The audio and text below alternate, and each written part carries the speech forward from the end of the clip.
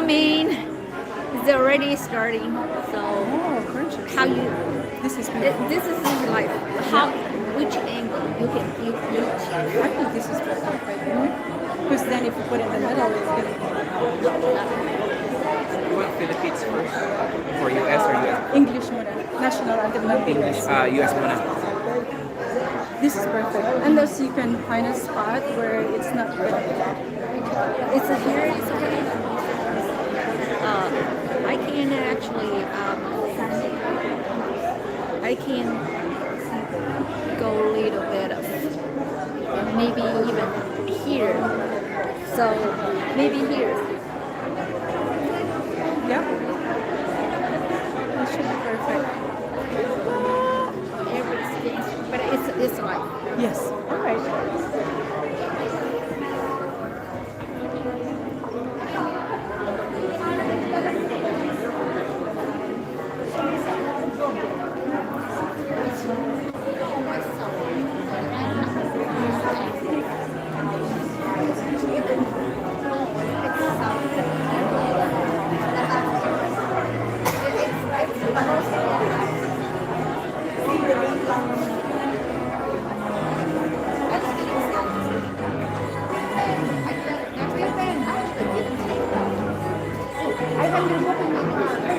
Oh, they're on the way home. Yeah, on the way home. You want some picture from there, too? where? Yeah, so,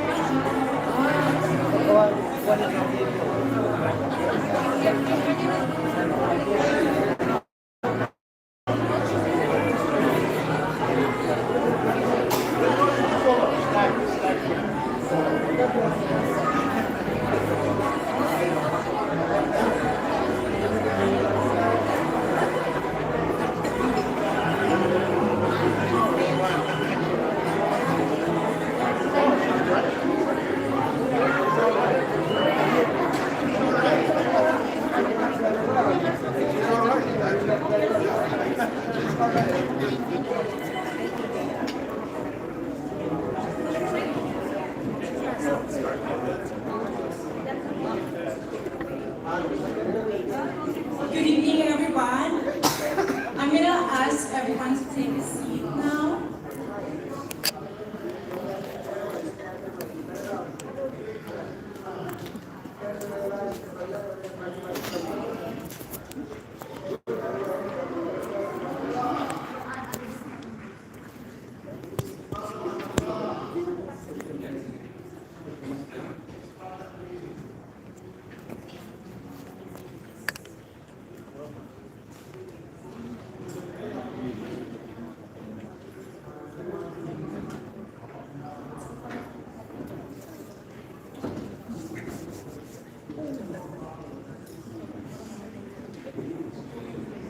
Dear friends and colleagues, since 1983, the University of the Philippines Alumni Association of Michigan have carried a piece of home with us. For 4 decades, we have been the cornerstone of the University of the Philippines spirit in the U.S., upholding a tradition of honor and excellence and community service that knows no border. As a nonprofit organization dedicated to leadership and service, we don't just fund scholarships. We invest in the catalysts of national development. We are the stewards of a global academic legacy, and tonight, we celebrate our shared mission to build a more empowered future. Before we begin, I want to extend a special note of gratitude to our generous donors who could not be with us tonight. Though they aren't in the room, their commitment to our mission is very much present.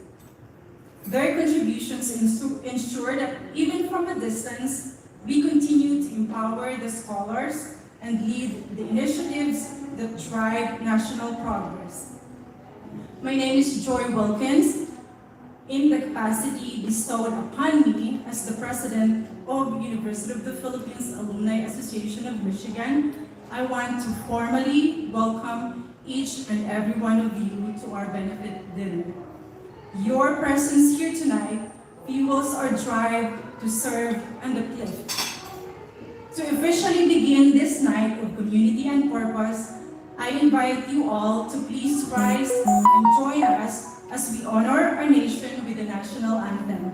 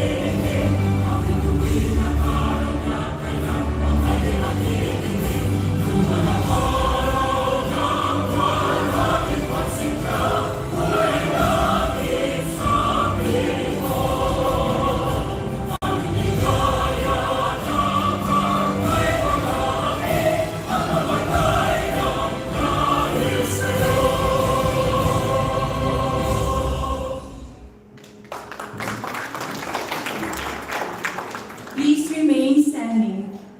To start our session in a spirit of faith and focus, we would like to welcome a woman who dedicates her life to uplifting others. She earned degrees in theology and nonprofit leadership and spent over 2 decades as an evangelist, deaconess, and philanthropist. A recognized community leader honored by Oprah Winfrey as a community hero. She is the owner of Cole's Castle Learning Center and a media host dedicated to leading and inspiring with faith. She is the founder of the Queens mentorship program and the host of the talk show Queens Who Lead, a wardrobe stylist and an actress for the TV series Higher and Higher. She is a multi-talented creative dedicated to empowering others through faith and fashion. Let's all welcome Dr. Katrina Hurst.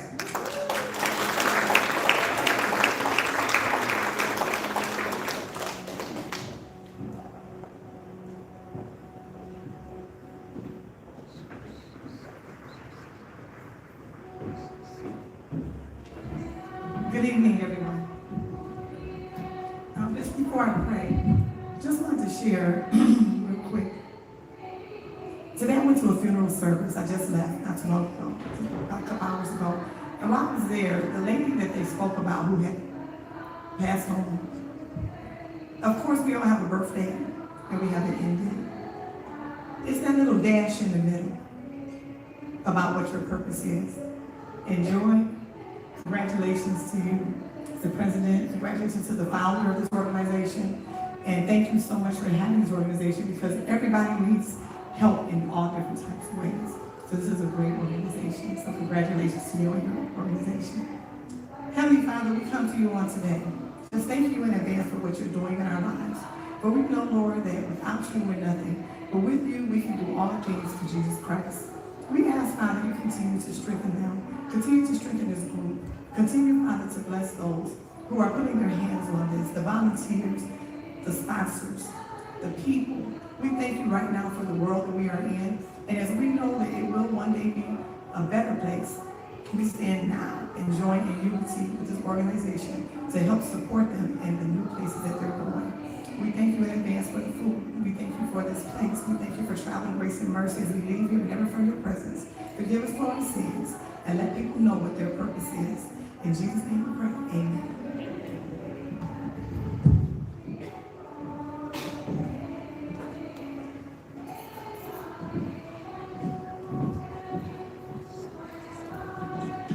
Thank you, Dr. Katrina.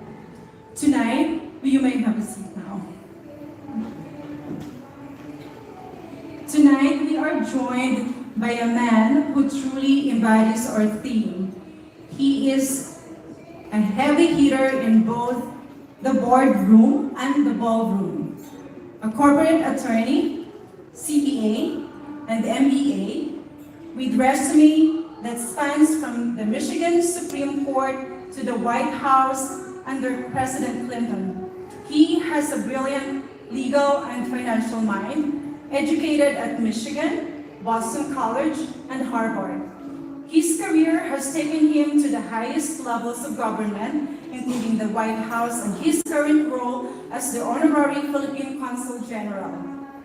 He is a prominent community leader by day and a ballroom dance enthusiast by night. So tonight, we have traded the White House for the dance floor. He is a very good friend of mine and been an avid supporter of UPAAM since I was elected at the office. I managed to twist his arm despite of his busy schedule. Since we are dining and dancing like diplomats tonight, I couldn't think of anyone better to say a few words. Let's have a big round of applause to Attorney Marcos Evangelista.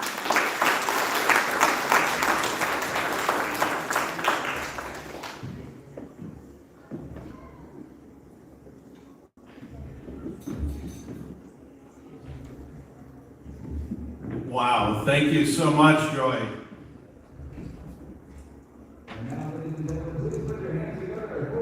Joy, are you available to go anywhere I have to speak? Of course.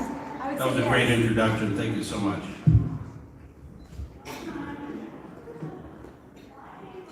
Well, good evening, ladies and gentlemen.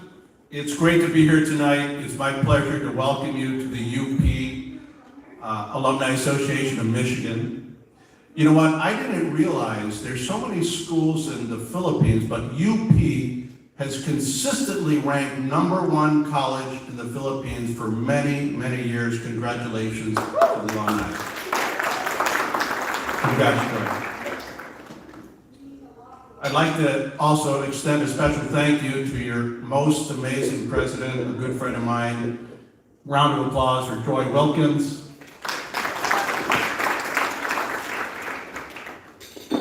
And she is a great dancer, by the way, so if you're going to stay around tonight, ask her to dance. But let's get ready to party. And tonight's theme is to dine like a diplomat. And for dinner, there are a few diplomatic protocols. You can't bring in your own rice. You can't eat with your bare hands. No kamayan, I think that's the word. We're strictly limited to one serving. Filipinos like to eat like Vikings. There's one serving tonight, okay? And by the way, you can't bring any food home. We're in a banquet hall, okay? But ladies and gentlemen, as Filipino Americans living here in the United States, all of us represent our great country, the Philippines. All of us are like diplomats. Because what we do here, and what we earn, and what we produce, and what we achieve is a direct reflection of our Filipino community. And as Filipino Americans, we have a lot to be proud of. And there are 8 distinct reasons why you should be proud to be Filipino Americans. And if you can let me indulge you, give me a few minutes. Let me brag about the Philippines for a minute. Number 1, Filipino Americans are one of the most highly educated ethnic groups in the United States, with 50% of Filipino Americans having a college degree, compared to 30% of the Americans. In addition, the Philippines has a literacy rate of 98%. That is equal to the United States, equal to Japan, and moreover, it is well above the global literacy rate of 85%. So I think we're pretty smart. Number 2, Filipino Americans are one of the most economically stable ethnic groups in the United States, with most Filipinos being in the upper middle class, having a higher household income of $120,000 per household, compared to the average American of $75,000. Number 3, Filipino Americans account for 357,000 healthcare workers in the United States. And of that 357,000, 143,000 are registered nurses and 11,000 are physicians. And that makes the Philippines the #1 country producing healthcare workers to the United States. Very big deal. Number 4, Filipinos are entrepreneurial. There are 125,000 Philippine businesses in the United States, generating revenues of $14.5 billion in our economy. Therefore, the Philippine businesses make a huge impact for our economy here in the United States. Number 5, OFWs, overseas Philippine workers. Collectively, they send back money to the Philippines of $40 billion. $40 billion back to the country. And that puts us as one of the top 5 countries sending remittances back to their families. Number 6, Filipinos are emerging as a strong voting class. I meet with a lot of local Michigan politicians all the time. I remind them that Filipinos, there are 45,000 educated, wealthy, affluent Philippine voters in Michigan. Not only that, there are 55 Philippine organizations here in Michigan, so we can mobilize the grassroots. We can have a huge impact in the battleground of Michigan. Michigan is a battleground with so many closely held elections. We have a say in our electorate and our government. Number 7, Filipinos have a very positive stereotype. We have a great reputation. We're known to be warm. Most of us, not all of us, but most of us are warm, hospitable, friendly, resilient, respectful to our elders, family-oriented, religious. And by the way, Filipinos are a lot of fun. We like to dine, drink, dance, and sing, right? Yes. Number 8, and finally, there is no doubt that the Philippines, we got talent. Boxing legend, Manny Pacquiao. Lead singer of Journey, Arnel Pineda. Global pop star, Bruno Mars. Miss Universe, Miss Asia. Gorgeous, gorgeous women.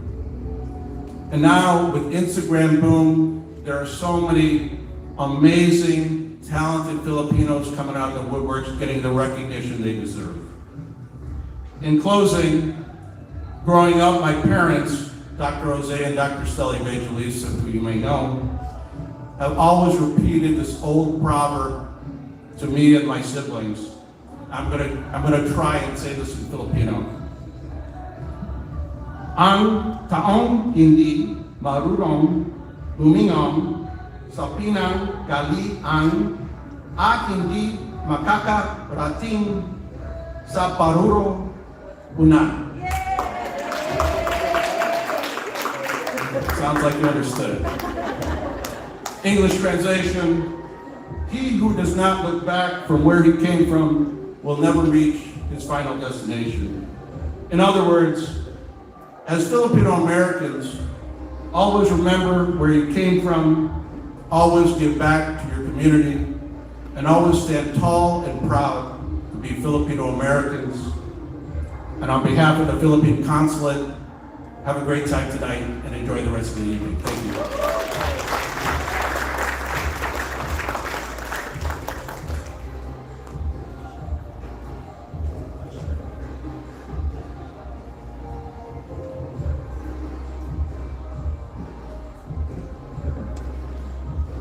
Thank you again, Attorney Evangelista.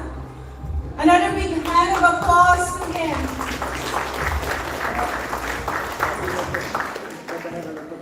We've heard from our diplomat of the dance floor, and now it's time to see the fire of the dance floor.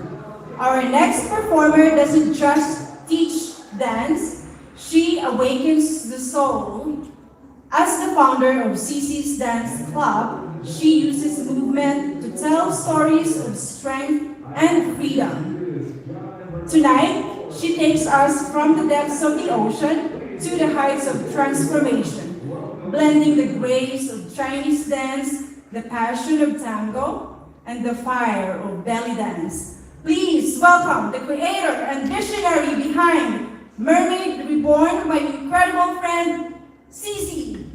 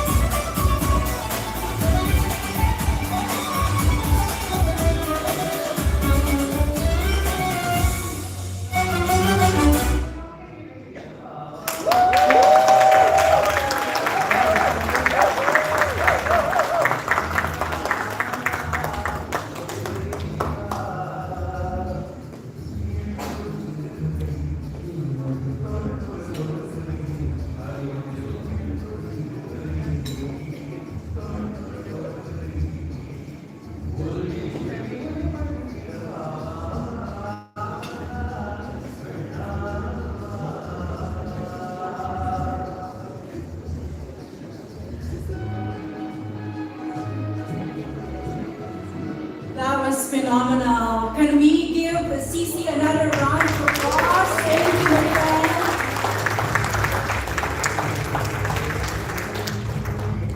We made a little bit of changes in our program.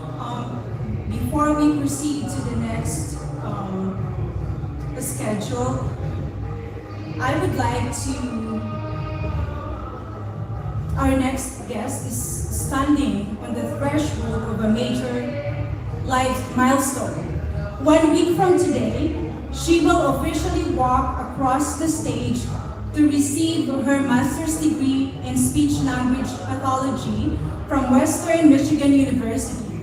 A decorated scholar with a musical soul shaped by the Royal Conservatory of Music, she is a master of both clinical science and creative expression. Please help us celebrate her as she takes the stage tonight, Christina Porcala.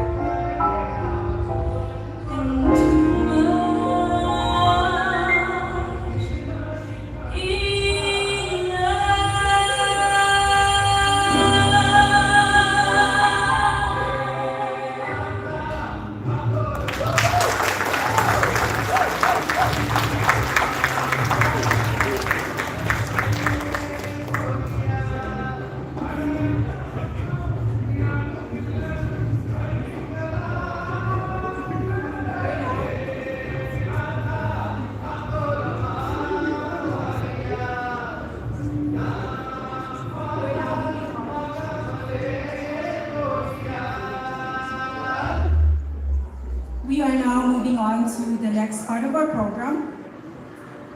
As president of UPAAM, I'm always looking for ways to help our community level up.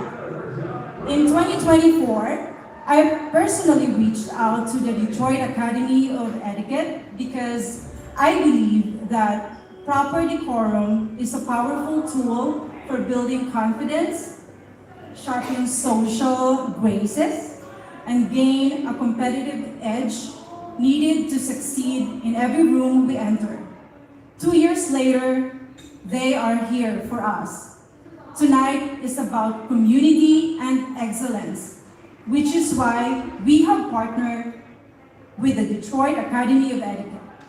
DAE provides elite programming in business etiquette, digital decorum, and fine dining for national and international corporations, led by Ms. Danielle, I don't want to butcher the last name, Kubab Chibet.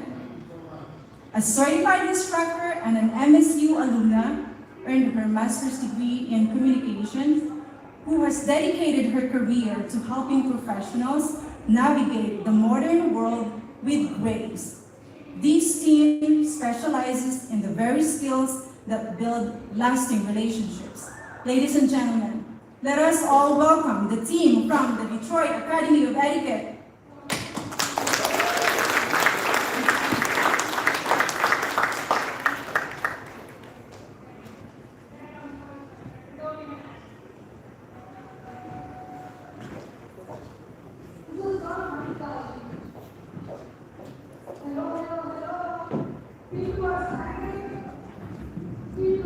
Hello everyone, we're so happy to be here. I'm trying to get this out here. Okay, there we go.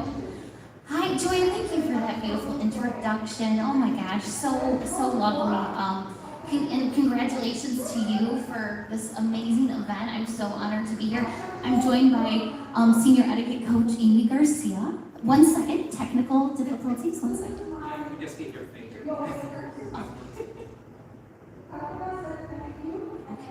Okay, we're getting that figured out. So as Joy mentioned, I am the founder of the company. I've been teaching etiquette programs for about 10 years.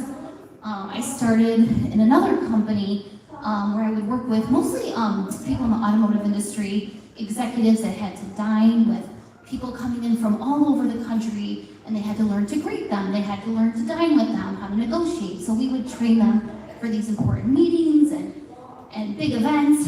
And then in 2020, I decided to start my own company because I wanted to sort of diversify my client list, and I wanted to work with children, I wanted to work with college students. Really anyone interested in leveling up and feeling confident, like Joy said, if you are interested in that, then you're interested in the skill set. And something we often talk about, people think etiquette training is very stuffy and pretentious. I want to tell you it's opposite. It's actually about kindness and respect. And that's really important to us because sometimes we'll go to a dinner and we're like, I don't want to sit with the etiquette. I'm like, no, it's not about that. Yes, we're going to talk about which fork to use, which, by the way, those other acts that we have to follow, the dancing, singing, I'm sorry, now we're talking about etiquette and you just saw these beautiful performers up here. A little not as exciting, but yes, it really does apply to anyone looking to level up and feel confident, whatever profession you're in. You care about your interaction with another human, then this should be something you're interested in. And again, Joy and I have been talking about the impressive group of humans that are in this room. So I'm sure many of you know, a lot of the stuff we're going to be talking about, but hopefully there'll be a couple things you walk away with tonight that will be of interest to you. Yes. Oh, come over here. Oh, okay. You know what? I have to grab my clicker. Amy, would you grab my clicker? Are you guys still having troubles with the computer? Okay. We'll get to it. We'll get there. We got it earlier working. So we have our company. Thank you, Amy. And like I said, we do, networking, dining etiquette, business etiquette is a big one that we do. We do the children's programs. We do the Detroit Lions. We just signed a contract with them for the 3rd year. We do the rookies coming in, so that's pretty fun. We did the Pistons. So it applies to anyone who's interested in looking for that confidence boost. So that's the company. And also I wanted to say, I loved your etiquette tips, the Dine like a Diplomat, your little tips. I was like, you should come with me on the road and we'll put that in the program. I love that. And Dr. Beautiful words of wisdom as well. So this is, again, such an honor to be here. Okay, well, hopefully we get this going, but I'm going to start with telling you guys a quick story. So early on in my my career, I was a teacher right out of college, and before I transitioned into the business career. And I grew up in a town called Canton. I don't know if anyone's from that area. And I wanted to be a teacher. I wanted to teach in the same school district that I grew up in, which was kind of nerdy, but I loved my teachers and wanted to work with them. So super nervous about the job interview. I graduate, I get an interview, and oh my gosh, I am like a nervous wreck. I hadn't done a lot of like public speaking or interviewing, like I said, right out of college. And I go to the day of the interview. I walk in, and I spent all this time on my outfit and borrowed things from friends, a work bag, and got together. I made these note cards. This is before any digital phone. I had made note cards about all the points I wanted to say. I'm walking in, and I'm starting to feel like my throat's kind of closing, and I'm sweating. I'm like, oh my gosh, I'm gonna blow it. But I was like, all right, one step at a time. So I walk in. Okay, this is coming up here. I walk in, and the secretary said, we're running behind. Oh, by the way, you guys will be getting your meal during my program, and we're going to go through like a lot of the etiquette, but just please be comfortable, eat, enjoy, and we're going to talk about the business etiquette stuff, but we're going to bounce around to the dining etiquette, so you'll start to see food coming, and so please enjoy. Okay, so the secretary says, we're running behind. Do you mind having a seat in the lobby? So I sit down, and then I noticed I liked her shoes. I said, oh, I really like your shoes. And then in comes a student who was not feeling well. And she sat down next to me. She had on a Michigan State shirt. And I was like, go green. She said, go white. And then in comes a custodian who asked us to stand up. He's like, can we sweep under your chair? So we're doing that. Oh, yay. Good job, guys. We're doing that. And I start to feel calm. I'm like, okay, these conversations are calming me down and taking me off of the big moment. Well, then the door slowly opens. And I think this woman was 11 feet tall. I was so intimidated. She calls me in. I walk in, the principal, and, again, going through the throat closing and the nerves, and I forget all my note cards. I think I even dropped them at one point. They're all scattered. So I blew it. I completely blew the interview, and I thought, okay, well, let's just hope another opportunity comes along. Fast forward 2 weeks later, she calls and she says, we'd like to offer you the job. And I was like, there's no way she has the right person. I didn't even barely speak in the interview. Well, she said, actually, I want to tell you, we pay more attention to the conversations in the lobby than the interview itself. And this message has just resonated with me over and over again in my teaching career, in my professional business career, that these everyday moments are opportunities. They're opportunities to showcase our abilities, make connections with people. So we're going to talk a lot about high-stake moments like client dinners and interviews and things like that. But I'm encouraging you tonight, as my new clients, to think about the everyday moments. I never thought that simple conversation in the lobby would get me the job. And it was an opportunity to showcase, I guess my personality or whatever, but they saw something and they wanted to give me a chance. And so I always am so grateful for that. So with that being said, this is sort of the message of everything we talk about. Everyday interactions are opportunities. Okay, so you guys, well actually I'm gonna just talk about the bread, and even though you're gonna be talking about it, but I'm gonna throw in a lot of dining etiquette tips. If you are sitting closest to the bread, you would be the one responsible for picking it up. Have you ever sat there at a table and the bread's across it and no one picks it up and you're like, I just want a piece of bread. So if you're that person and you're really close to it, it's your responsibility to pick it up, take one, and then pass to the right. All food is passed. The same thing with the salad. You want to be you're the closest one. You want to go ahead and take it and then serve yourself and pass to the right. Okay, I won't say more about that. All right. While you're enjoying your salad and bread, I want to share this. You may have heard this statistic from Harvard. 85% of future success depends on soft skills, with only 15% attributed to technical skills. So let's talk about that. What would technical skills be? Anybody? Technical? Math, yes. Knowing math, okay? So education, training, experience. Okay, so that would be 15%. It's a little depressing. So sometimes, and this is a very well-educated group, so, and I feel like, gosh, you spent all this money, only 50, but I think it's also very hopeful, because 85% is our soft skills. And when we talk about success, we always say, think of how you define success in your life.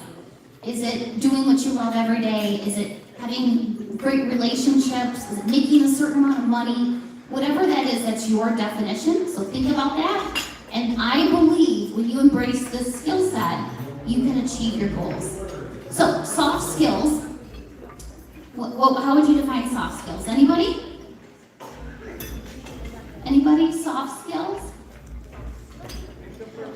Interpersonal communication, yes, good. Okay, so, soft skills. Are we likable? Can we relate to others? Not just people that are just like us, but people that are different than us. And we're going to talk about that today. And then, can we read a room? How do we impact the group we're dining with or talking to? And this is something I encourage. This is what's different about etiquette training. A lot of times in life we're told to sell ourselves and list our resume, go down all the things we do. I'm actually going to tell you to think about things differently. I want you to take a step back and start to pay attention how we impact the people we're dining with, how we impact a conversation, how we impact a group. And there's ways we can pay attention to things that, is this going really well, or do I need to pivot? Sorry, you guys, sorry it's echoing. I don't know if there's anything we can, maybe if is that better? No, that's a little, my voice is high pitched, I'm hearing it twice. Okay, it's okay, all right, thank you. So it's a strong awareness of how we make other people feel. And again, it's starting to pay attention to that versus doing all the talking, being the one that's paying attention to, has this person at my table not said anything? I'd like to include them in the conversation. You know, being inclusive and kind. That's what it boils down to. Okay, so we talked earlier about high stakes versus low stakes. The interviews, the client meetings, all of that is considered high stakes. But again, today, I want you to think very thoughtfully about low stakes. The grocery store, the lobby, the elevator. And we always say, don't fake it till you make it, practice it until you become it. When we have our children's programs, they're like, do we have to do this all the time, or just when we eat with grandma? And I'm like, well, you know what, the more you practice it, it really becomes who you are. Not just, because you forget. If you only do it in a beautiful event like tonight, you might forget. So we always encourage our clients to continue to practice the skill set, even at home. Okay, so there's 3 principles of etiquette, and today we're doing like a very condensed version of our business etiquette, Dine Like a Diplomat program. But it's these characteristics that successful people, your definition of success, exhibit pretty consistently. And again, we're not saying you have to walk around the world with a smile all the time and your hair, in your beautiful gowns you have on tonight. No, that's not reality. We know that's not, realistic, but we are saying make the most of everyday opportunities. Okay, I'm going to turn it over to Amy. She's going to dive in a little deeper with the dining etiquette and then polish, which is our first foundation of etiquette training. Okay. All right. Good evening, everyone. My name is Amy Garcia, and I'm employed by the Detroit Academy of Etiquette. This is just my side gig. I've actually, Danielle and I taught together the job interview that she got. I was also a teacher trying to find a job at the same school. We ended up at the same school. She moved on when she had her kids, and this is my 26th year teaching 8th grade at that same school. So teaching etiquette together is kind of full circle for us. We came back together in the teaching capacity. So I'm going to talk about polish. Polish is one of the foundations of the skill set of good etiquette. Polish is just being able to use your brand. So you are a brand. How you present yourself, what you say, how you communicate is all part of your brand. And polish is being able to leverage that brand in a positive way with every interaction that you have, those high stakes and low stakes moments. So there are some pillars of polish here. I'm going to go through this list, and as we go through this list, just think about your connection to all of these things. So think about how your physical presentation is. Tonight, you guys all look amazing. Danielle and I were having such a good time just watching everyone arrive. You look beautiful, you're wearing stunning clothes. You have nailed your physical presentation tonight. Body language, we're gonna talk more in depth about all of these. But just to give you an introduction to what we're going to talk about here. So think about body language, think about first impressions that you make on others. Think about how you communicate digitally. Dining etiquette, we're going to focus on that a lot here in a minute. And then social etiquette, including hosting clients and your social media presence. So all of these are part of polish, just how you leverage how you present yourself. Okay, so dining etiquette. Oftentimes, the meal is not really what the event is about. So being able to dine with each other is a true gift, and it's also a test of character. Think about all the events that we do that involve around dining with each other. We go on first dates, out to dinner, we go on business meetings, we come to events like this. And all of those events really aren't about the food. They're about making connections with each other, getting to know each other. So dining etiquette, there's a lot to it, and we're gonna jump into that right now. And as I hit on things, just think about it as you are able to practice them tonight. So let's start with a pop quiz. We're in a large group right now. Do you know when it's okay, when it's socially acceptable to begin eating? When do you get to start eating when you're dining in a large group? What do you think? When everyone gets their food. Does anyone have any other ideas? When everyone's dancing? Okay. Oh, when everyone starts eating. Okay. All right, well, the answer is actually, if you're in a large group like this, sometimes it's kind of, it's not it's not a good use of our time if we waited for everyone to be served. This is a large group. So the general rule of thumb is that if you're in a group of 8 or less, you wait until everyone is served. So that is the right answer for a group of 8 or less. That's like an acceptable number that it's appropriate to wait. If it's a large group, then usually wait for just 2 or 3 people to get served. If it's larger than 8 people, once 2 or 3 people get served, then you can also start to eat. But if it's a large group like this, and we're all sitting at individual tables, then you should wait until everyone at your table is served. So that's a good thing to know. But that 8 or more, 8 or less, wait for everyone. If it's 9 or more, you just have to wait for 2 or 3 people, and then you can get started. Okay, so your napkin, everyone has a beautiful napkin tonight. Your napkin is a useful tool. Of course, we use it to wipe your face, to wipe your hands, but it's also a useful communication tool. So with your napkin, when you place it on your lap, you want to fold it in half, and you want the folded side to be closest to your body. You'll lay it in your lap. You should never use this napkin to do things like blow your nose or wipe your face. It's a dabbing tool. So you dab your face, you can dab your fingers, but then there's 2 ways that you can actually use your napkin to communicate. So here's one question for you. Do you know where your napkin goes if you're getting up from the table, but you plan to return? So if you're running to the bathroom, if you're running to take a phone call, do you know what you should do with your napkin? Yeah, I hear lots of right answers. Yes, you leave it on your seat, and that's a sign to your server or to the other people at your table that you are coming back, you're returning. The other way your napkin should be used to communicate is, do you know where to put your napkin when you're done with your meal? What do you think? On the plate? That's what a lot of people think, but on the plate is actually not correct.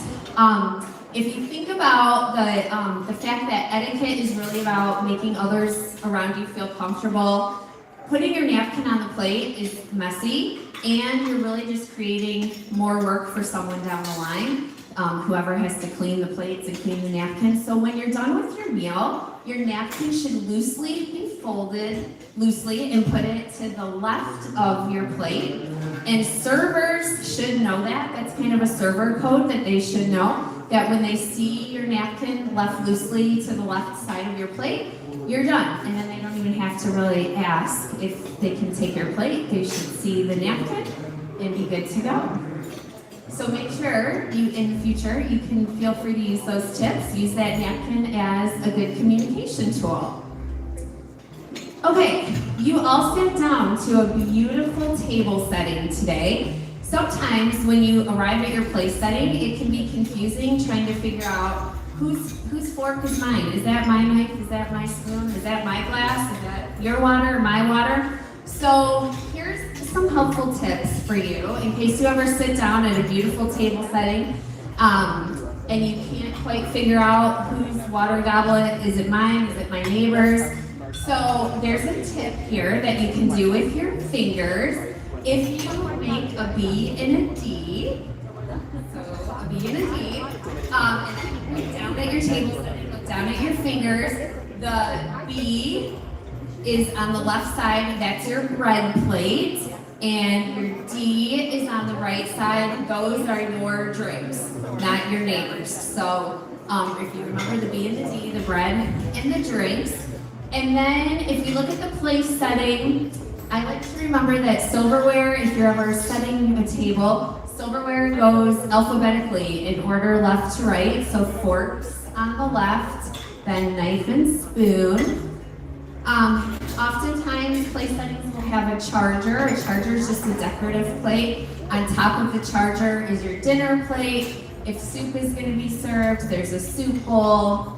If you see a little spoon across the top of your plate, that's good news. That means hopefully dessert is going to be served. And then again, your drinks will be to the right, your water glass, your wine glasses, and your bread plate will be to the left.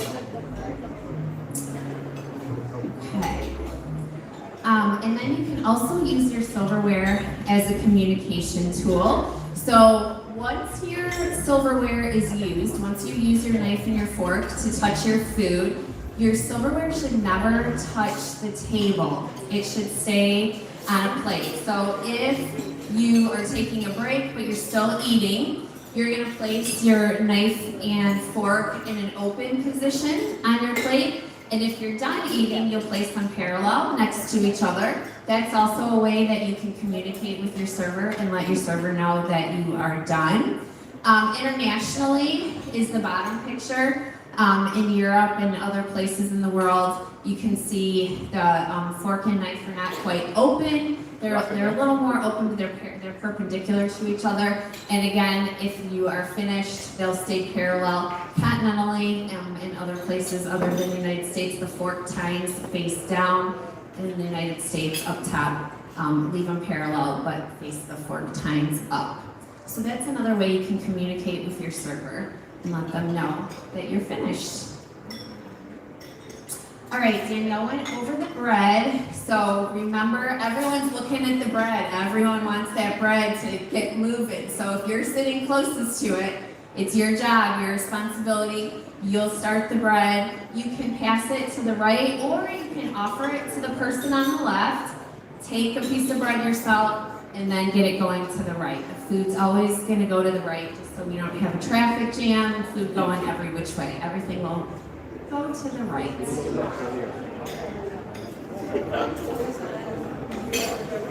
Okay, talking about using silverware, how to handle your flatware like a pro.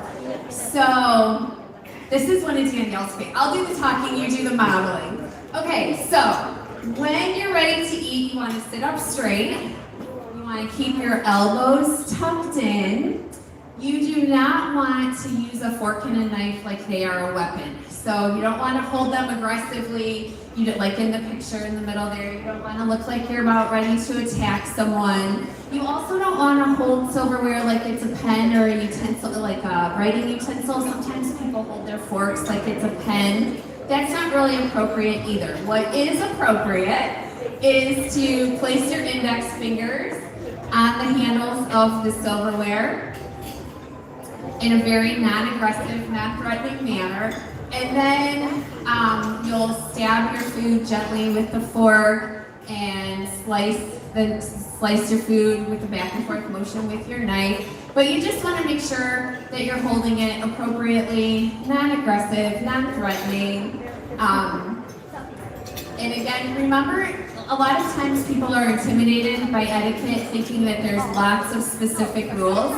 If you just remember the general rule that etiquette is about making others around you feel comfortable, a lot of rules will fall into place. So you don't want to hold this silverware in an attack mode. You want to just use it like you're using it for your food.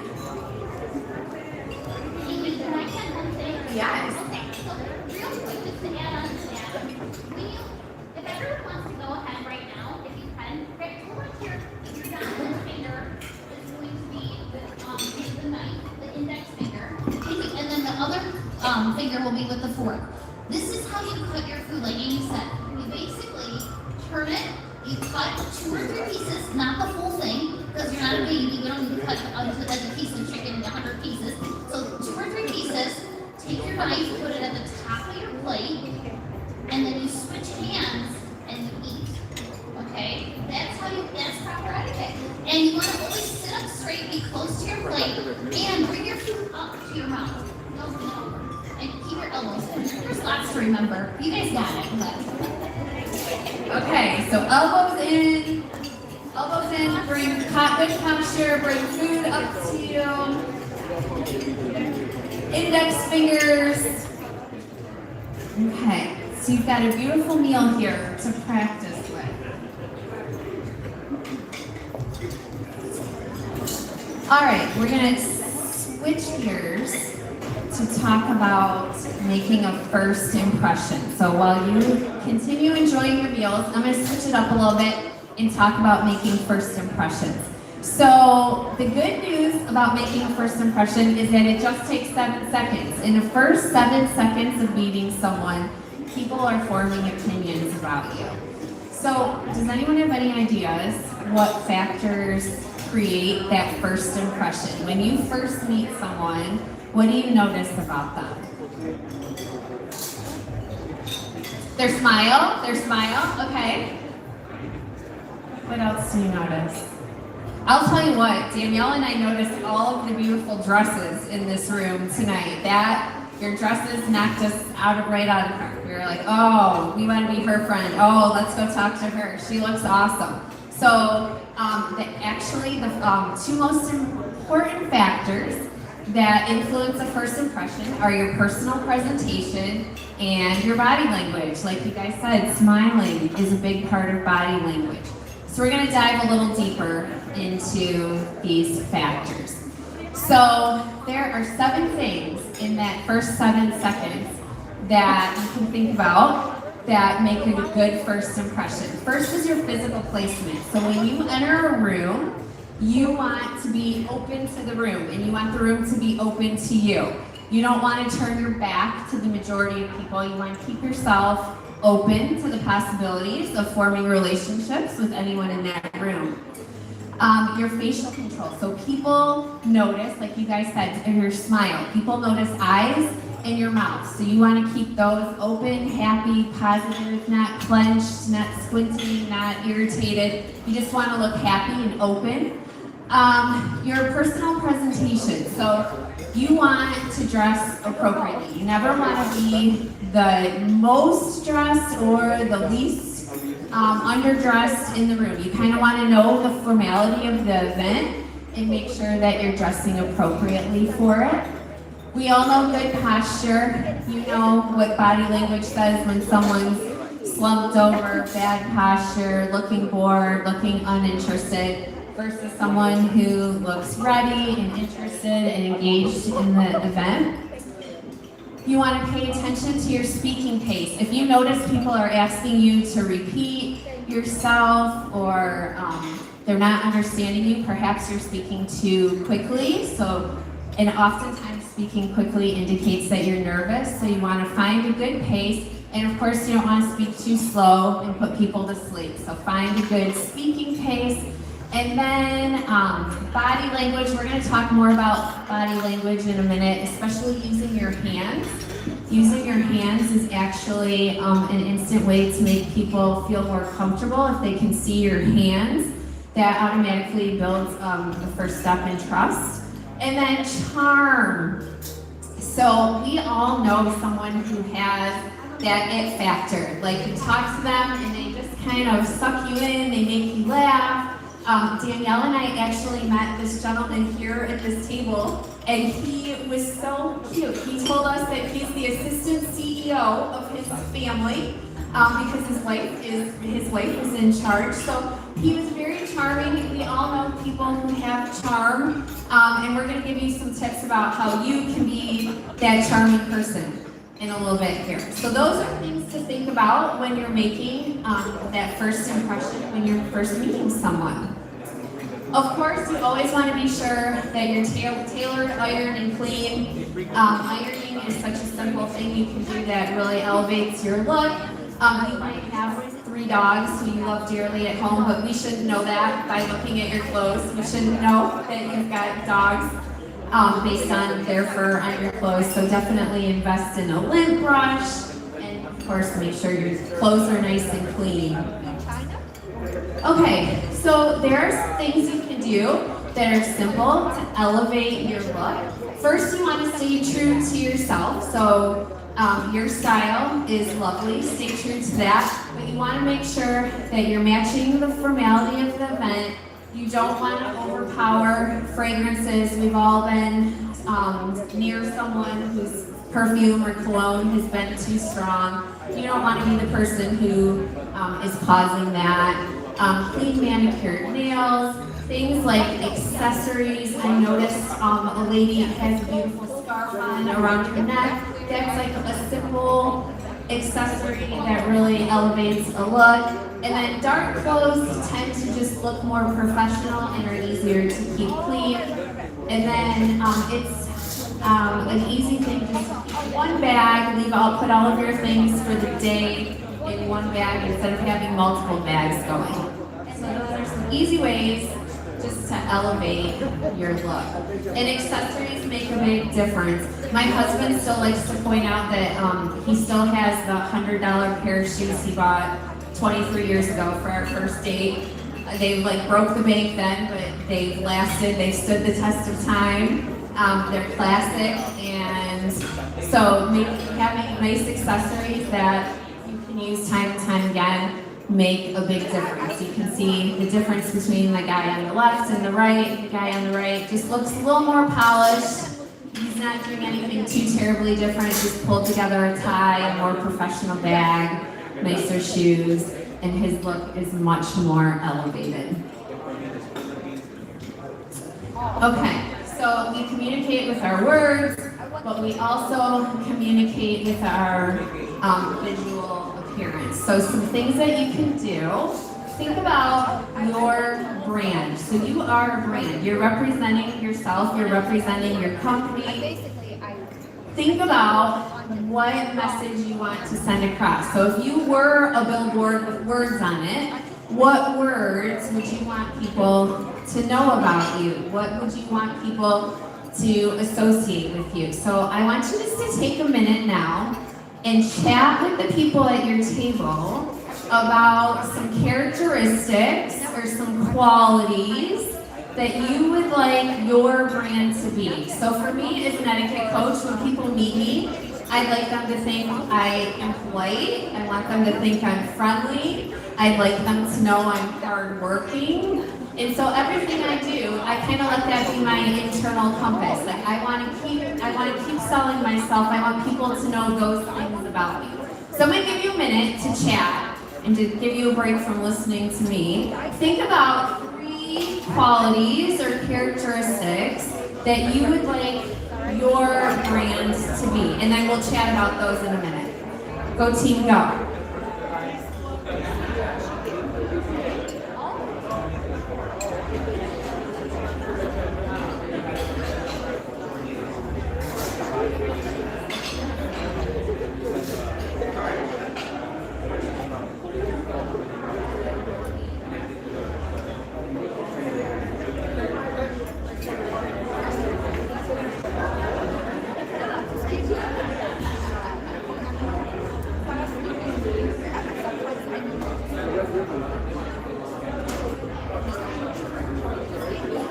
Okay, so I said my qualities.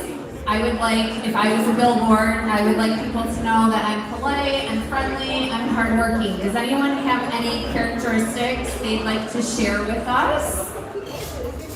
Did you come up with anything? If you were a billboard, did you come up with anything, that messages you'd like people to know about you?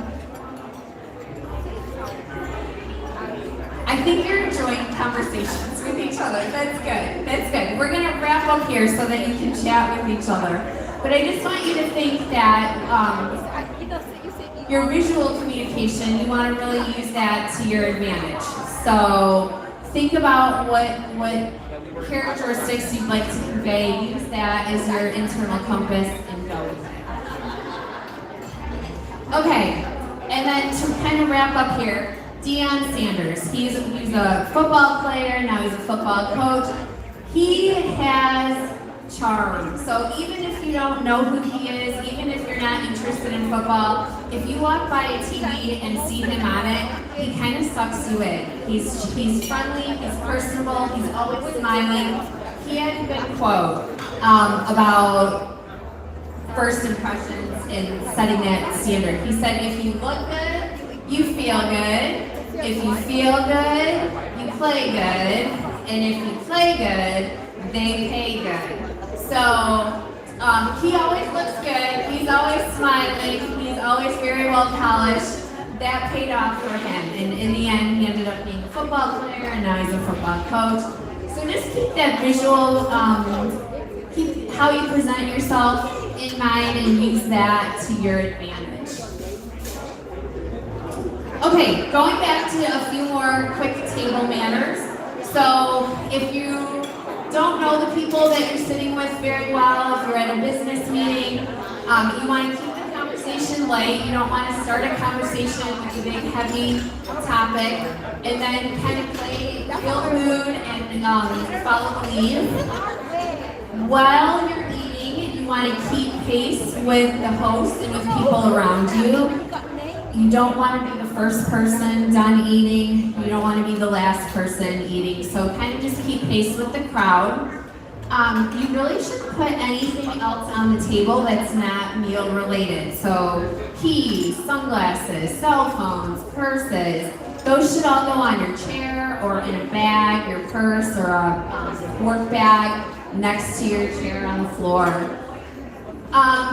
When you go on a business dinner, you want to keep in mind that it's really not about the food. You're there to build relationships, so you don't want to you don't want to stand out and order the most expensive or the most obscure thing on the menu. Kind of go with the crowd, and then you never want to push your plate away when you're done. Remember, the sign that you're finished is to put the napkin to the left of your plate. Okay, here are some tricky foods that you might not know some etiquette about how to eat them. Okay, I am not a fan of peas, so I hope that you never have a plate of peas like this. But if you are ever eating peas, the proper way to eat them is actually to stab them with your fork instead of trying to get them to balance awkwardly on a fork. It's okay to stab those peas. The shrimp.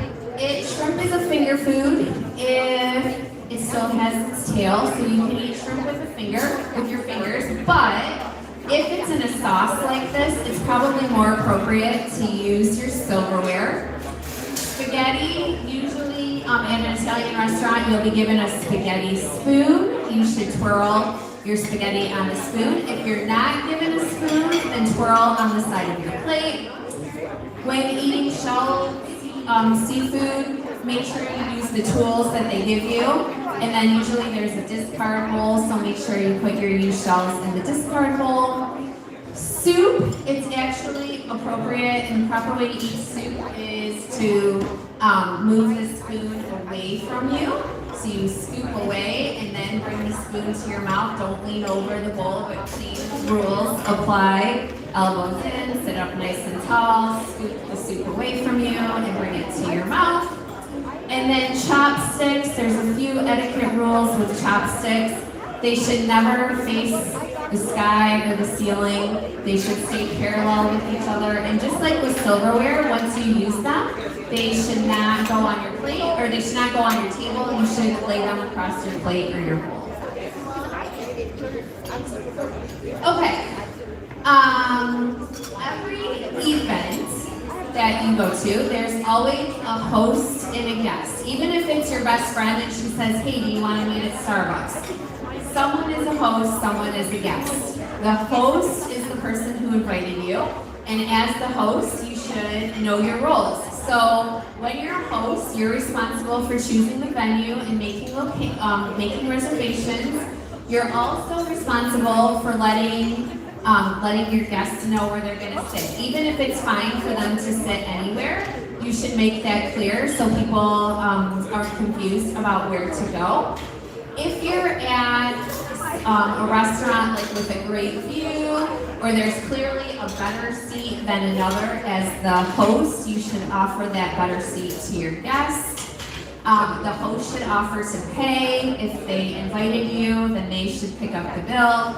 And then the host is also responsible for making a toast. So we're going to talk about making a toast right now. The toast is the host's big moment to kind of shine a light on the event and let everyone know and acknowledge why you're there. The host should be prepared ahead of time with a short toast. You'll be more confident if you prepare it ahead of time.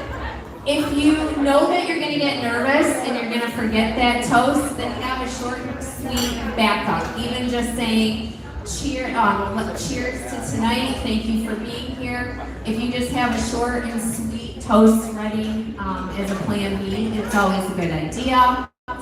If you are the person who the toast is being made to, you're called the toasted. And if that toast is being made to you, you should not stand up and you should not drink to yourself. You should acknowledge that everyone is toasting you, be grateful, be gracious, but you are not to stand and you are not to drink to yourself. And then this is a tough one because most people do this wrong, but when you're giving a toast, it's actually not proper etiquette to clink glasses. You're supposed to just raise your glass, which seems kind of anticlimactic, like we like to hear the clink, but the clink is not actually proper etiquette. And then make sure that your group that you're with, a toast is appropriate. In some cultures, a toast is not appropriate, so you just want to make sure that the toast is socially acceptable. So, we have a host tonight. We have a beautiful host, Miss Joy. So, is there anyone who would like to give a toast to Joy? Is there do you have a brave soul who would like to toast Joy? I'll give you the microphone if someone's brave. Okay, if you need to fill your glass, if you've got wine at your table, or if you want to use your water glass, that's fine too. Okay, I'll make the toast if no one else wants to do it, but if there's someone who'd like to say a word, we can do that. Okay, so cheers to Joy in this beautiful night. Thank you for arranging this beautiful event for all of us. Cheers to Joy, wishing you all a beautiful night ahead. I know there's lots more fun to come. Cheers!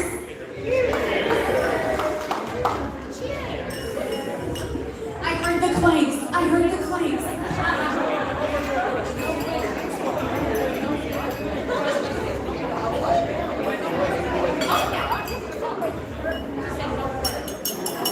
We have a question from table 8.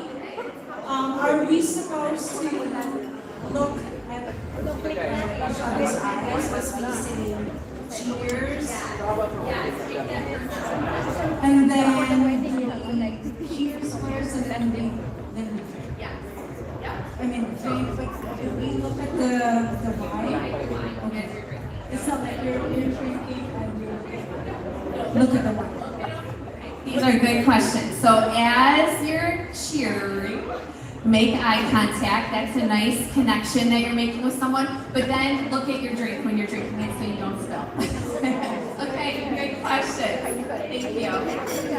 And then just as a reminder, all of these events are not really about the food. The food is a lovely addition, a lovely part of the night, but most events that have food in them are really about making connections with each other. The food is kind of like the icing on the cake. So another question that was brought up over there, are we supposed to hold the stem? Okay, all right.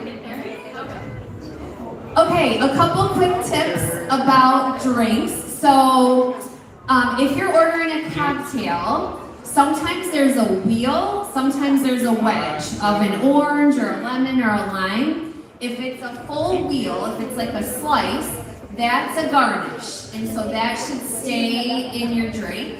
If it's a wedge, like on the side of the glass, it's kind of tough to see. If it's a wedge, that's meant to be squeezed and then put into the cocktail. But if it's a full wedge, a wedge is awkward to squeeze because it has a rind the whole way, so you're not supposed to squeeze that, you just leave that as a garnish.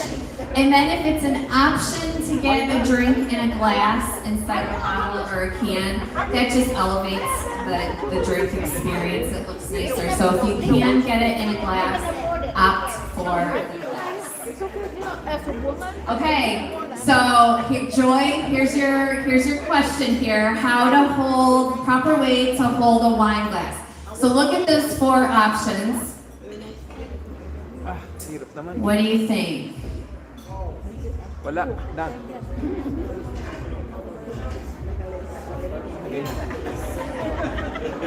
It's actually a trick question. That wasn't very nice of us, but really you should hold it by the stem, like Joy suggested. So you should hold the wine glass by the stem, and the lower you hold it, the lower on the stem you hold it, the more elevated and elegant it is.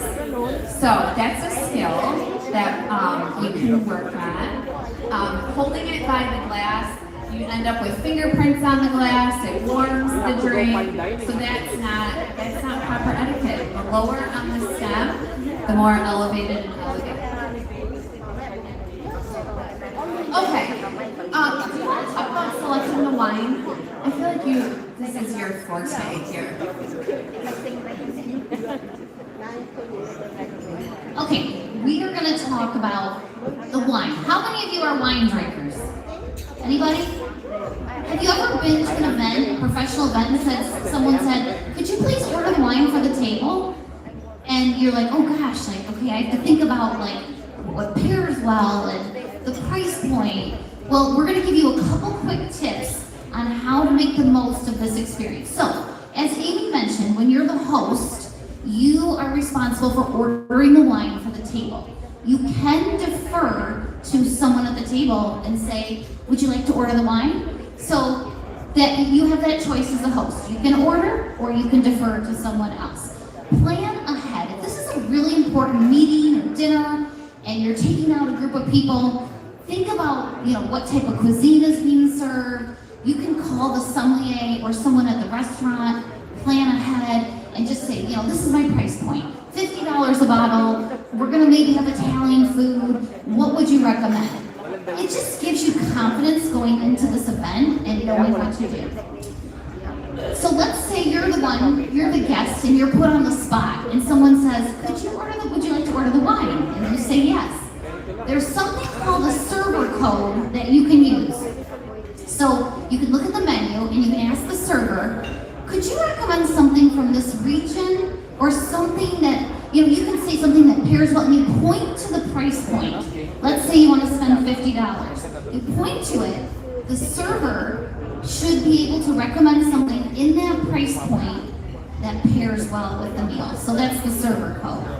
What else on this one? And so when you get the bottle of wine, if you're the one that's selecting the wine, a lot of times they'll ask you to look at the cork.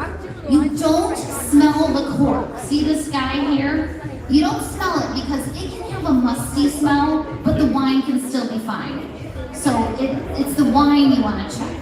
Okay, Amy, would you go back? Okay, perfect. Okay, so once the bottle's been selected, and you're the one that is going to be testing the wine, do you guys know the swirl, sniff, taste? Okay, who knows what that is? Anybody? Okay, so what you do, if you're the one checking for faults, that's what it's called, you first are going to swirl it. Okay, if you have a glass of wine, feel free to practice. Give it a swirl, then you sniff. People put their whole face in the glass. I've seen people just put their whole nose in there. So, I mean, you can do that, but you don't have to. So you're checking the smell. If it smells like a musty, wet basement, that means the wine is not good. And then lastly, you would taste it. And then you would just, give your approval, and then they would proceed to serve everyone at the table. Okay. Amy, all right, turn it back over to Amy. All right, we're going to talk about body language here real quick. So, body language is important. Your body language communicates. You're always sending messages to people, whether you realize it or not.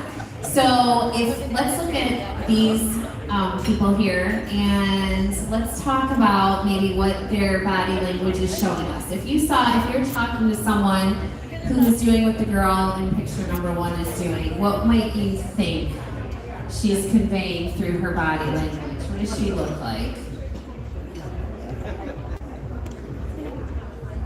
Does she look confident? No. Does she look happy? No. Maybe she's confused. Anything else about number 1? Okay. Oh, I'm bored. Yeah, maybe she looks bored. Okay, number 2. What messages is this guy sending us through his body language? He looks like he has a headache. Yeah, he doesn't look too happy to be there. What about number 3? Looks aggressive. Yeah, he does look kind of aggressive. What about number 4? Yeah, he's not giving us warm fuzzies, right? Like, ew, that guy looks mad or frustrated about something. What about number 5? Relax. Okay. So if these are not the messages that you are interested in conveying to someone at a business dinner or formal event or meeting new people, then you need to be aware of that. You always want to be thinking about what your body is conveying, what your body language is conveying. One thing that you can do to have positive body image is to use your hands.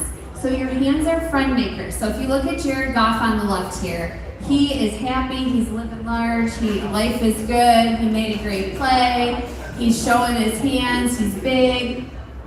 We don't always have Jared Goff moments like that. We don't need to go through life this big. But showing your hands, especially when you're meeting new people, it instantly conveys that you are not hiding anything, that you're safe. Using your hands often to take up space and to kind of convey what you're talking about, builds rapport, builds connections with people. So instantly showing your hands instantly builds a positive rapport with people. And then this is also true when you're on a Zoom call or a webinar for work. If you show your hands in the first couple seconds, that instantly helps put people at ease. It kind of shows that you're not holding anything back, you're not hiding anything, you're open. So hands, when you meet someone, your hands shouldn't be in your pockets, they shouldn't be behind your back. Just make them open, present, and known, and that instantly conveys a layer of trust to who you're meeting.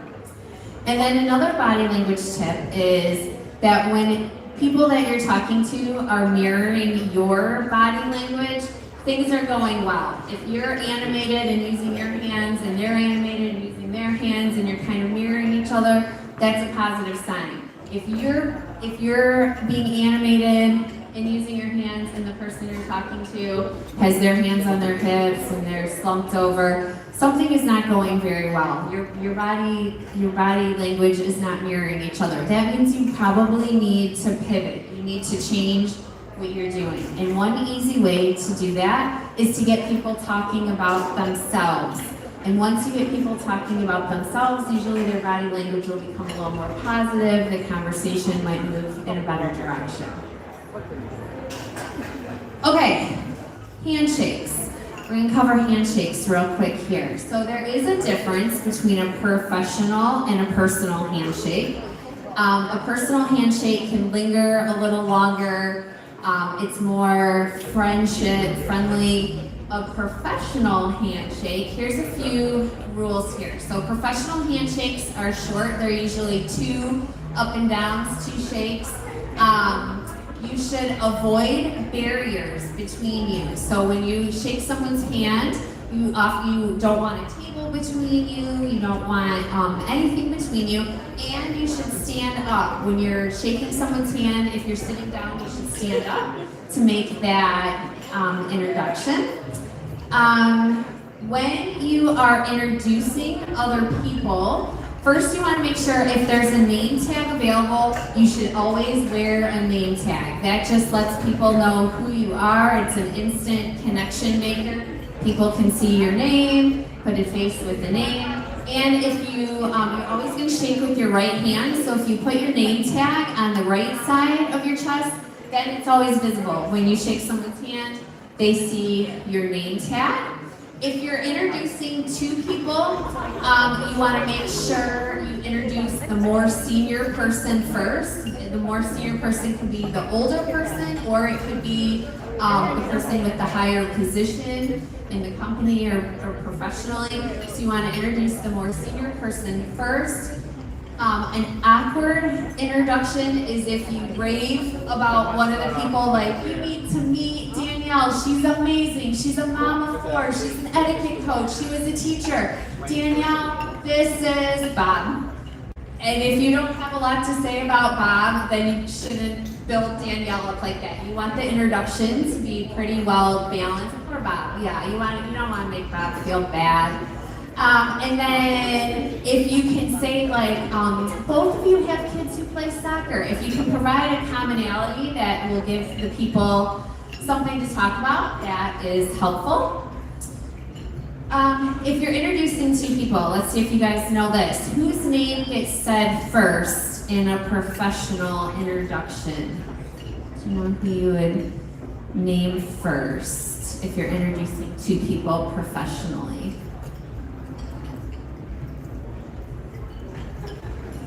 You want to say the name of the person you're honoring or the person who's more senior.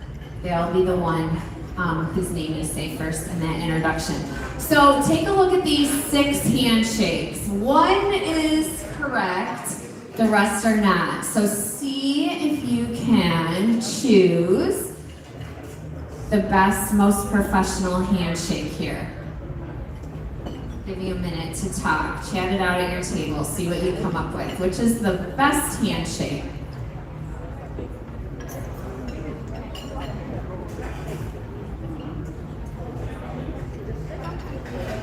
Okay, raise your hand if you think number 1 is the most correct. Any votes for 1? Okay. Raise your hand if you think number 2. Okay. Raise your hand if you think 3 is correct. Okay. Number 4. Nobody for number 4. Okay, number 5. Nobody for number 5, that's good. And number 6, who's voting for number 6?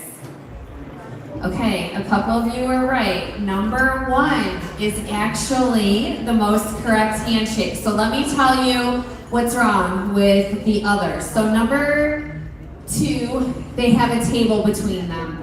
So you want to try to keep objects, no chairs, no tables, No sunglasses. Sunglasses are also a barrier. Like it's proper to take your sunglasses off so that you can make eye contact. Okay, number 3, this is Bill Gates meeting a diplomat. He took a lot of flack for this because it was a little too casual. He has a hand in his pocket, and many people did not take kindly to that. So no hands in your pocket. Remember, you want to show your hands. When you have your hand in your pocket, it's very casual, kind of sneaky, maybe he's hiding something. Number 4, they've got a table and computers between them, and the guy on the right is sitting down, so he should have stood up. Number 5, you never want to do a handshake like a limp fish handshake. You don't want that. You want a nice firm handshake, and there is no gender differences. Like a male and female should both go in with a nice firm handshake. And then number 6, if it's a professional handshake, you're not supposed to touch any other body parts. You're supposed to just shake hands. If they're buddies in number 6 and this is a friendly handshake, then that's totally fine. But if it's professional, you want to keep it professional and just stick with hands. Okay, I'm going to turn over to Danielle. She's going to talk about charm.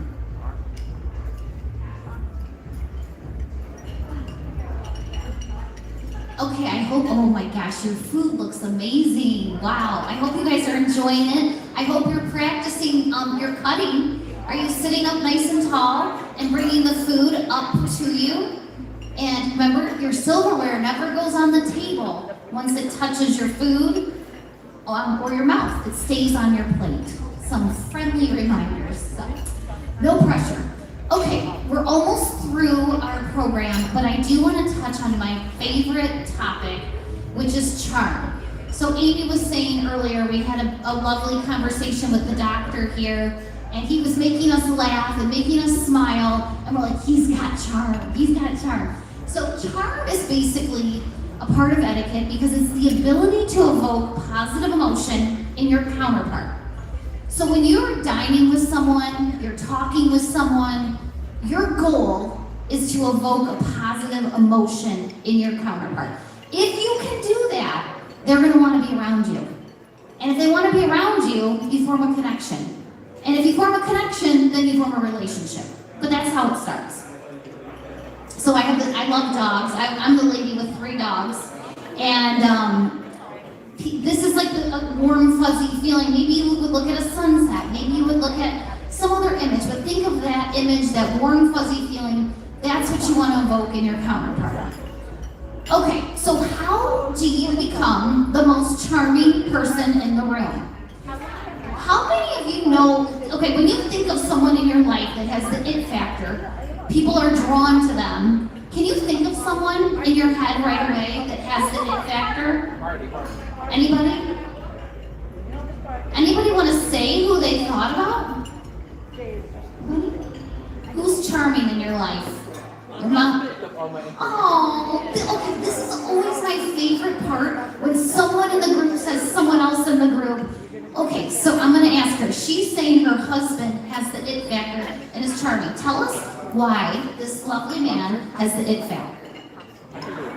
He's very engaging, funny, makes great eye contact, and when I first met him, he charmed me from the first time we had an encounter.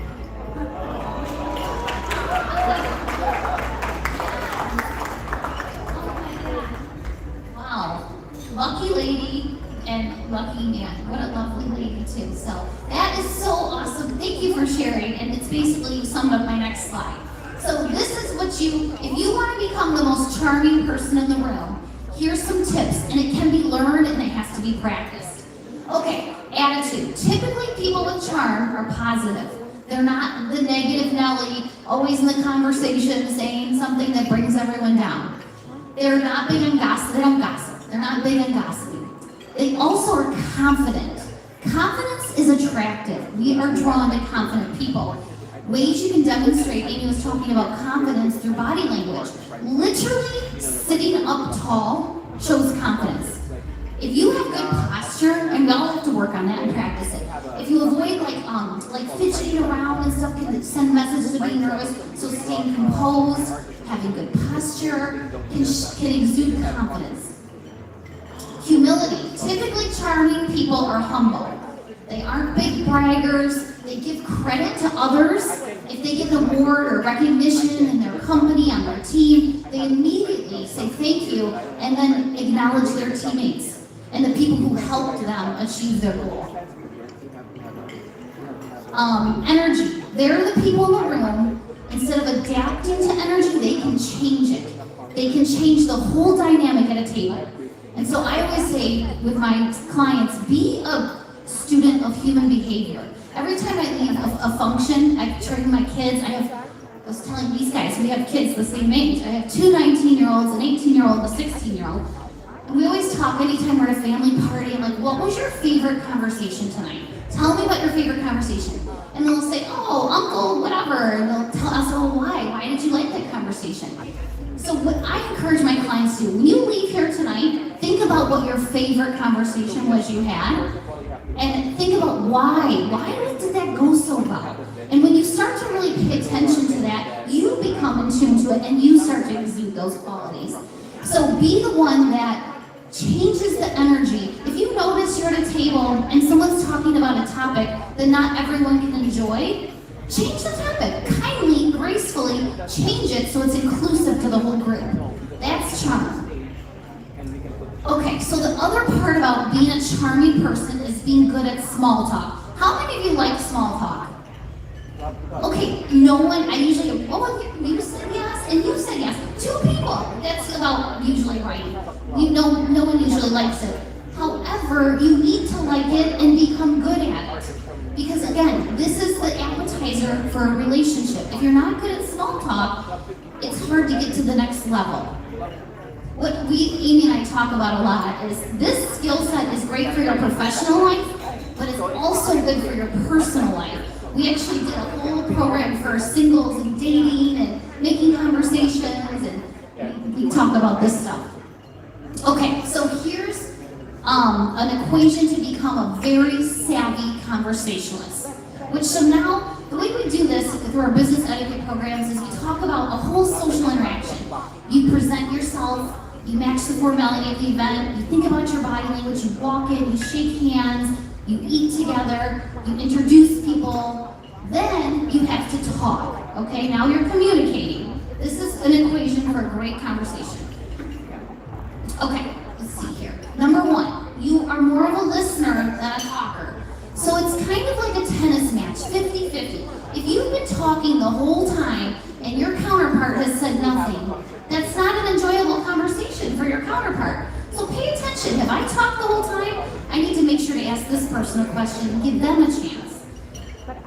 Don't be afraid of awkward silences. You know, the last woman, the lady I worked for was a speech coach, and she would say, don't overthink like, and yeah, we all say that. I probably said it in my program tonight. Try to just get a connection going and don't stress about all that. They're not story toppers. Good conversationalists don't interject a story every time. So if I said, oh, I went on a great hike in my neighborhood, and they're like, well, I climbed Mount Everest, and and then it's like, well, my story sounds stupid now, but, so they're not the ones that are always interjecting a better story on top of yours. They think before they speak, they ask meaningful questions and stay on the same topic.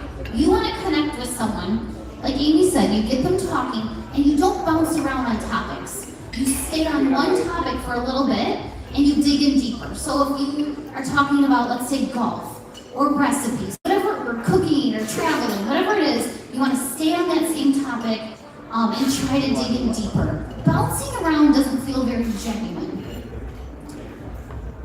Okay, all right, and they're eager to learn from others. They're willing to say, oh, I don't know about that. Tell me more about that. Again, get your counterpart talking. Okay, then, as Amy was talking about earlier, we can be a host of a conversation, not just of an event. We can host a conversation. Here's ways you can do that. They always put their counterpart in their best light. They're inclusive. They make sure everyone at the table can be a part of the conversation. And they're relatable. They talk about topics that most people can relate to, not just one person at the table. They leave out verbal clutter. Okay, so if I got a flat tire on the way here and I told you every detail of the story, I would lose you. So you want to avoid verbal clutter. Do you know people who do that? They tell a story for 2 hours. It could be 5 minutes long. So avoiding verbal clutter. They take the high road. They stay positive. They know how to pivot. Okay, if you're at a meal and someone at the table is being inappropriate or maybe going to say a joke that you're like, oh, this isn't going to go over well. Here's what you can do. This is a little tip. You can say, because you don't ever want to point out someone else's bad manners, so you could say, oh, I don't know about that, but did you hear? And you pivot. Oh, did you hear about the Tigers game last night? But some other topic that most people could enjoy. So you don't want to make that person feel bad. Just say, oh, I don't know about that, but did you? And you move away and you switch the topic. So that's being a good conversationalist, a good host, being charming. You knew that wasn't going to go in a good direction and you were able to pivot. Okay, 3. Now, this is how you can tell. You start talking, is it going well? Here's some tips. So Amy was talking about hands. I'm going to talk about feet. If you want to know if you're having a good conversation with someone, look at their feet. This is so, have you guys heard this before? Your feet are the windows to your soul. So if I'm talking to someone and my feet are pointed at this door, it means I want out of the conversation. Your feet let people know where you want to be. I'm telling you, pay attention. If their feet are pointed at the exit, they want out. So that's not good. If they're looking around, staring, and they have nothing to say after you just spoke, they weren't paying attention. I'm sorry. If they smile too brightly and big, they're not enjoying the conversation. This feels harsh, you guys. I'm sorry. It's just the truth. And if they have nothing to say after you spoke. Now, and mirroring the body language. If they start to mirror your positive body language, we organically do that, especially if we like someone. Like Amy said, the pace. I have a neighbor who's from the South. Every time I talk to her, I start having a Southern accent. I really like her. You just organically mirror people. It's interesting. Human nature. Okay, so if you want to enter or exit a group, we're going to talk networking just for a few minutes and we'll be almost done here. How do you enter and exit groups? You really want to talk to someone? Here's ways you can break into groups and then break out if you need to. Okay, entering a group. You want to determine first if that group is considered open.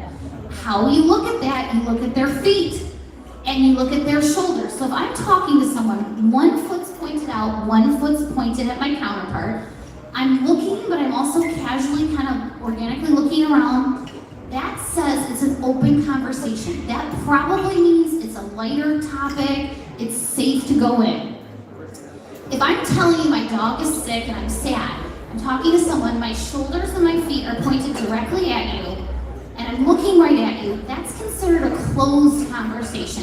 That usually indicates it's a heavier topic, and it's something that you want to maybe wait till you walk into that conversation. Okay, so checking the, yes, all right. If you really want to be inclusive and charming and you're at a networking event, stand in a horseshoe. So what that means, if you're standing in a closed group, it's not welcoming to other people who may want to join. If you leave it open, like some part of the circle open, that's letting other people know, come on, join us, you're welcome. Okay, now you want to get out of a conversation. How do you do that?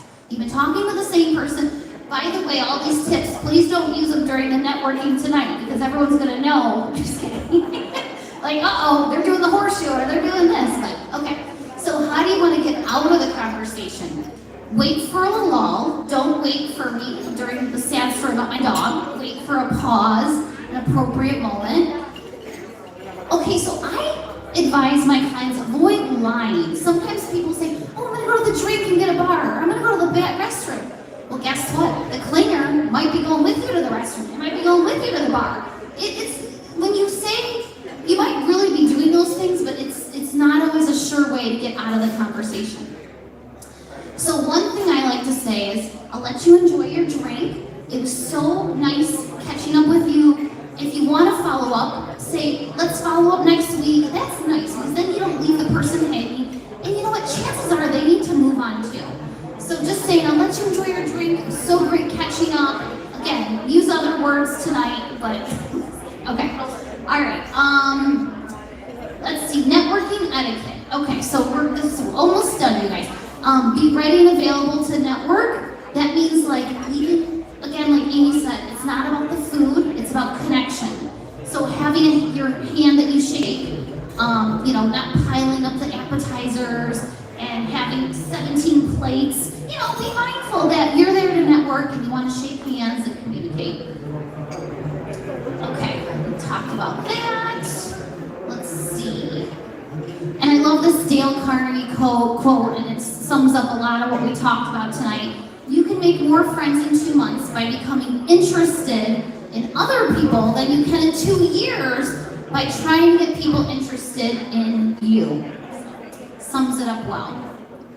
Okay, the last point, the last foundation, this one's very short, is grace. So we've talked about polish, we've talked about charm, grace, the ability to lead with kindness and confidence. How do we do that? So we talk about etiquette, but we know life is filled with ups and downs, bad moments, you spill your drink, you say something and you're like, oh, that didn't go well, and you reflect on it that night. So what you need to do when you exude grace in the etiquette skill set is show kindness to people even when people are struggling. So that's really important. And then also, it's easy to be there for people when they're struggling. Be there for people when they're winning too. When someone gets a promotion, when someone has a wonderful thing happen, also be that friend that's in their corner. And again, this is about being graceful through all of life's ups and downs. They value other people. Every role in a company matters and is important. They appreciate every step of the team. And they reflect. They're big on reflecting. Like I said, when you leave events, professional events, become a student of human behavior. Reflect on what went well, what didn't go well, and try to make adjustments. This is really cool. There was this study, again from Harvard. Employees who were asked to spend 15 minutes of their workday reflecting about lessons they learned that day showed a 22% increase in performance versus employees who did not reflect. Reflecting allows the brain to crystallize an otherwise fleeting moment. We don't learn from experiences, we learn from reflection. So I'm not asking you to spend 20 minutes or whatever a day, 15, 1 minute. 1 minute at the end of your day about what went well, what didn't go well, and what can you do to make it better.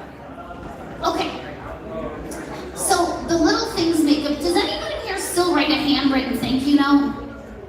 Anybody? Oh, yes. Okay, a few people, yay. I know that's kind of a lost art, but we're just gonna end with this message. The fortune is in the follow-up. One of our clients at U of M told us this, and we've put in all of our programs now.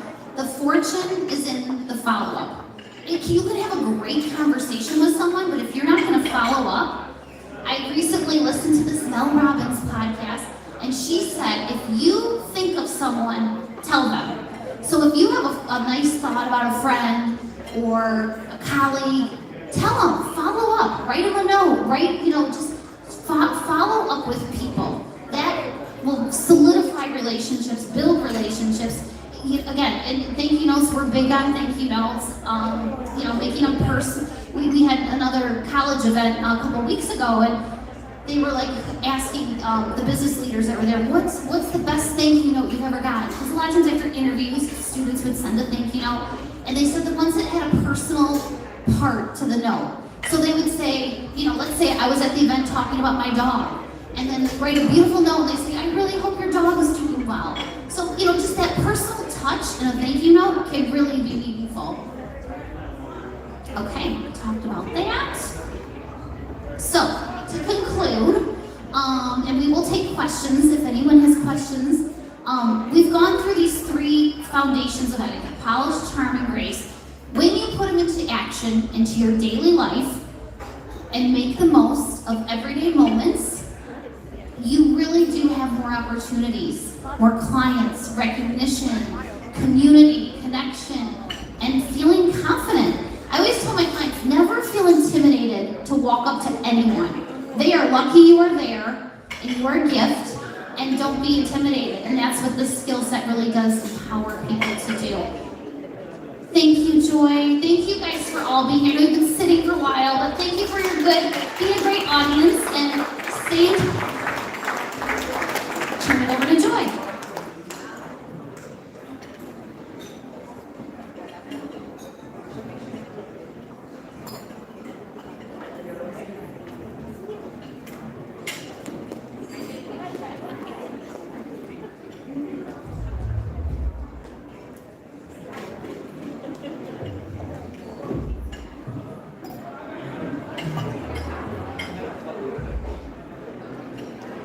One more time, let's hear it for the incredible DAE.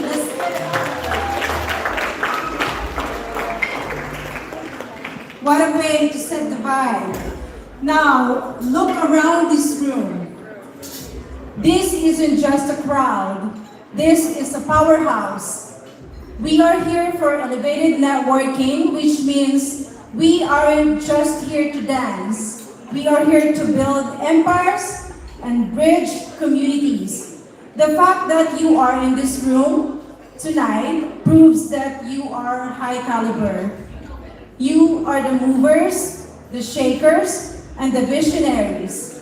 And tonight, I want to shine a massive spotlight on the backbone of this project, our incredible collaborators. These are the leaders who did not just show up, they step up.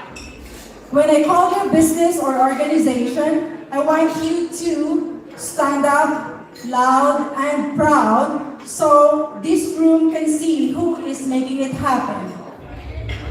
I'll start with Throne Boutique.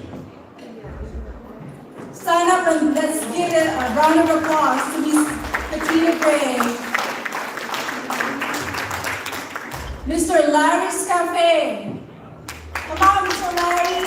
Thank you for having me. CC Dance Club. Tax Matters and Practitioner LC. Prem Professional Real Estate of Michigan and Superb Mortgage LLC. Thank you, Pina.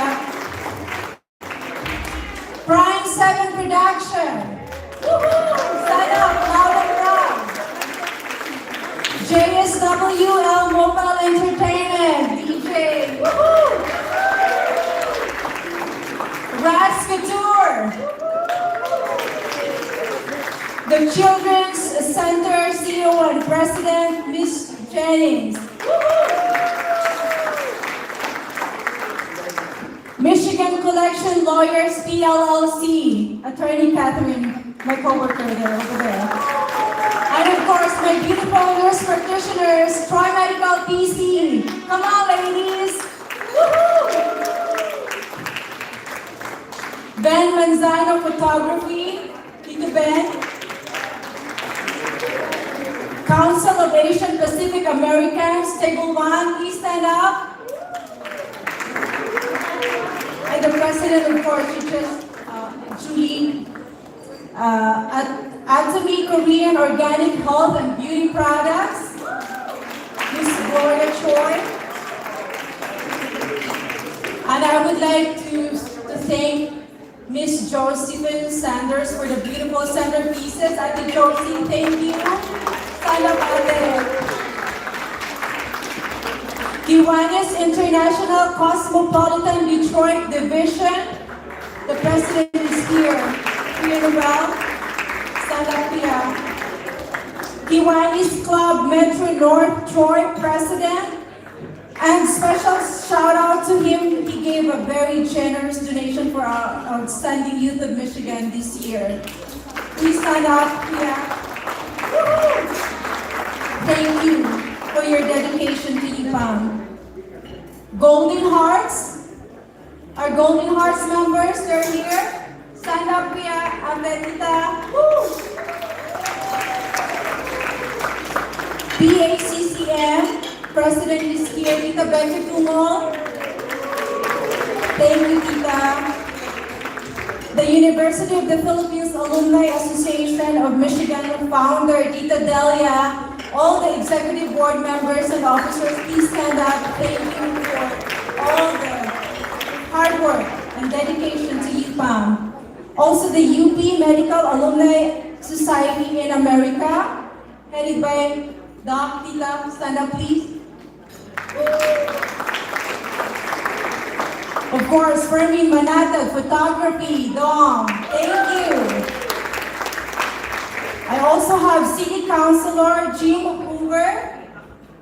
Thank you for coming. And the Philippine Nurses Association of Michigan, Diplomat Detroit.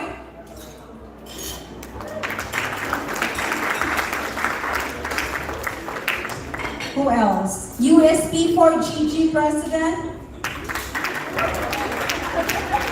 Southeastern Michigan Cambodian Association Director. She's here. Woo! Dr. Mayuri Wadawan, President of Thai American Association of Michigan. Thank you, Doc. Maple Manor Rehab and Evangelista Development. Speech Pro, you're here today. Woo! The IMSG CEO couldn't make it, but she donated, so I will thank her later. And also Paige Honda and Toyota Bloomfield. And of course, Detroit Academy of Etiquette.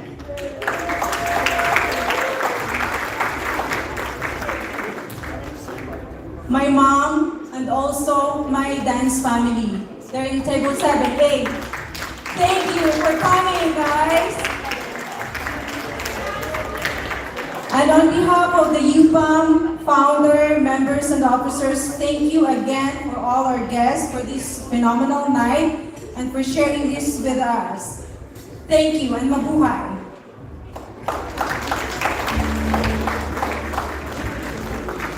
So the night is young and I have one small request. I want to see every single person in this room on their feet right now. Well, I don't know if everyone's done with, not sure if everyone's done with their dinner. I think we still have the ubi makapunu cake to enjoy. But I want you guys to take this moment to turn to someone you haven't met yet, exchange those numbers and keep the conversation going. Let's take this energy to the next level.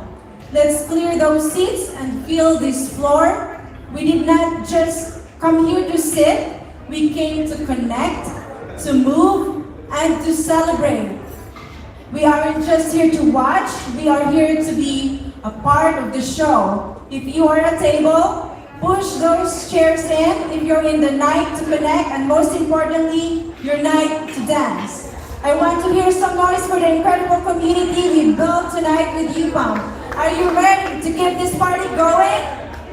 I can't hear you. Are you ready? Then let's get it started. From Part 7 Production, please show your love and give a massive high energy welcome to our featured artist, the one and only Christina Vivercon.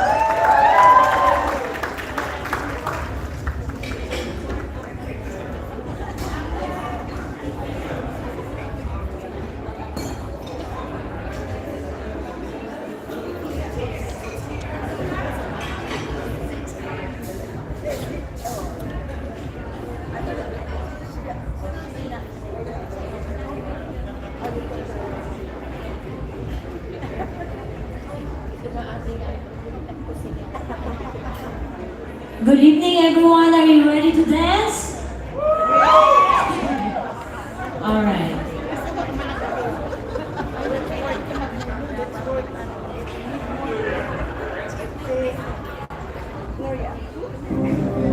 And looking for someone who can please me, love you all night long. I'm everywhere, they look for someone, searching for you.